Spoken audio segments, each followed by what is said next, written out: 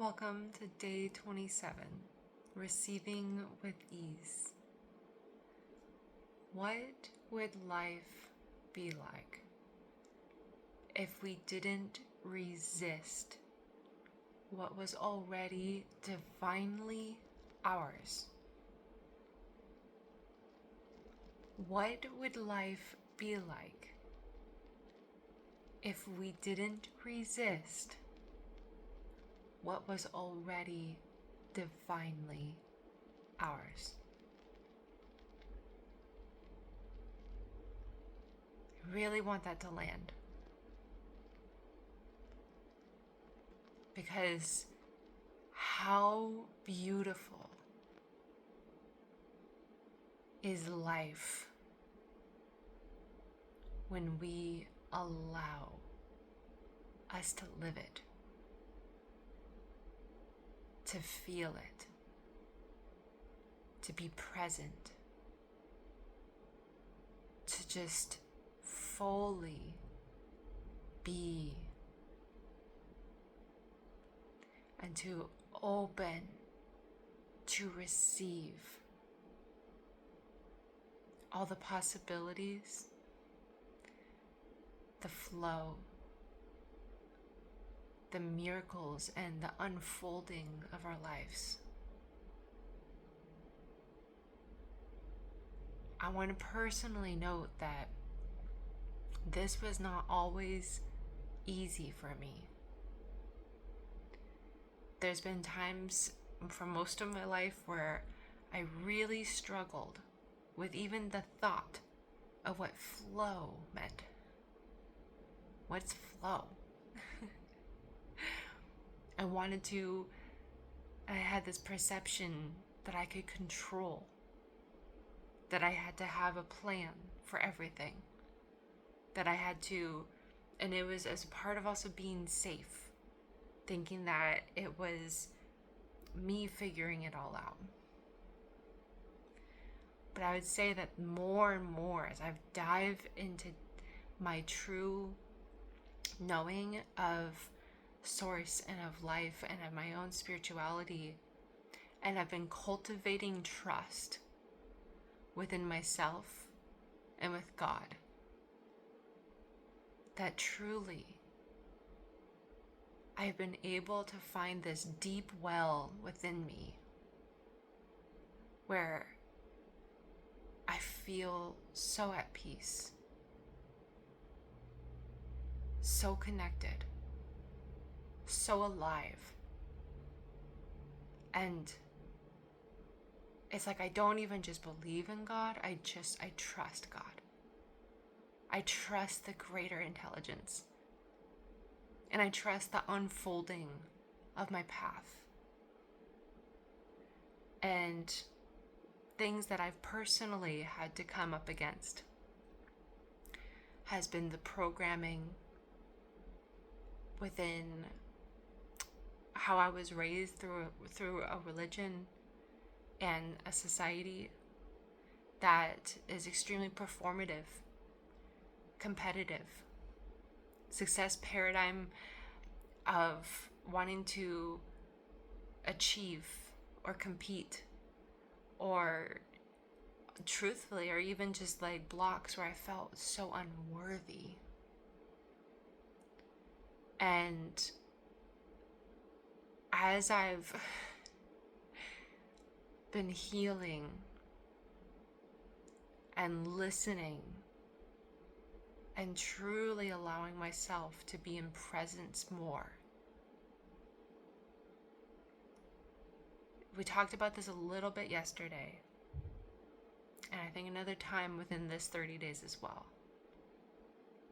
is like, how can we truly be and continue to cultivate the feelings that we can, even just a little bit today. We talked about this also like in beauty bathing and pleasure day, like allowing ourselves more and more each and every day to find rest, to find play, to just allow yourself to be in flow.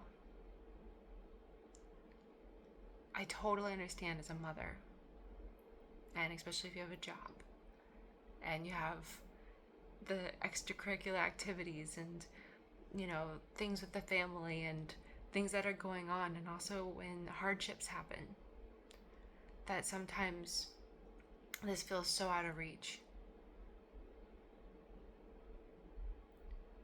And some days can just be so chaotic.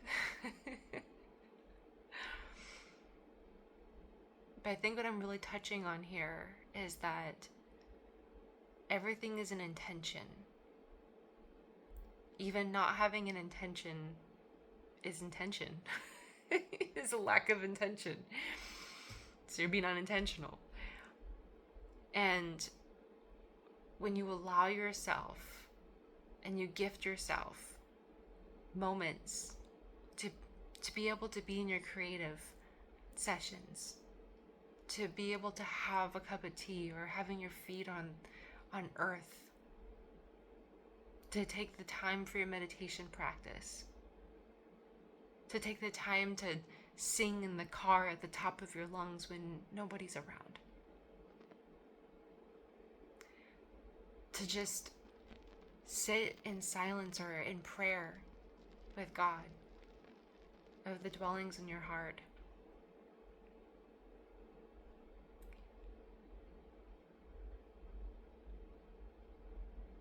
To give yourself the permission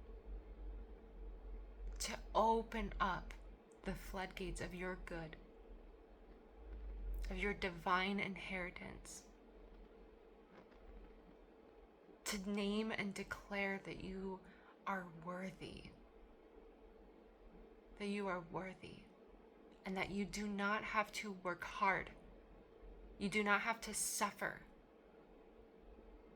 You do not have to compete or be better than another. You do not have to sacrifice to feel good, to receive good, to be taken care of by life. And a lot of these beliefs and programs, again, come from either society or family, ancestrally, religion, things that we have been brought up by or seen or witnessed or just really molded into how we think we need to be or act, do, say, or feel. But what if none of that was true? What if life was truly meant to be so good? What if it didn't have to be so hard? What if there was ease? There's this saying, life is what happens when you're making plans. What if it's already working itself out? But when you show up and you worry, or when you try to control, or when you get really scared because, maybe you feel primally like your needs aren't going to be taken care of, or somehow you're going to run out of money, or the scarcity mindset comes up, and like all these little things and these fears and the responsibilities and all this fear comes up, and it comes out in other ways where you want to control, you want to do something, or you go down a pathway and you realize, oh my God, what did I do?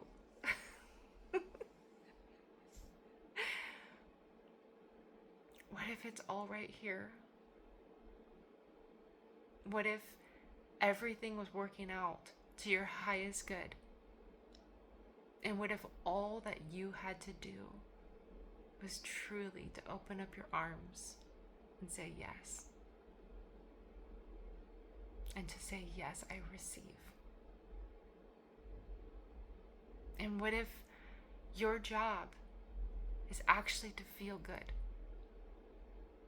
What if you saying to the universe, like, yes, let me experience just how good it can get?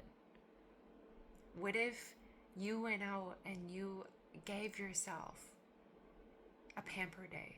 A day, like I did my own nails the other day, just to really feel that, to really pamper myself, being out in the sun. I went to the river, to like go sit by and listen to the water?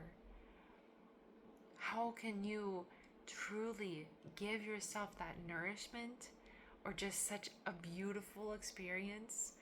Sometimes what I love to do too is to like go on a date with the divine, where if my kiddo's, being watched by a family member or his dad, I just take the day and I say, okay, divine, where am I going?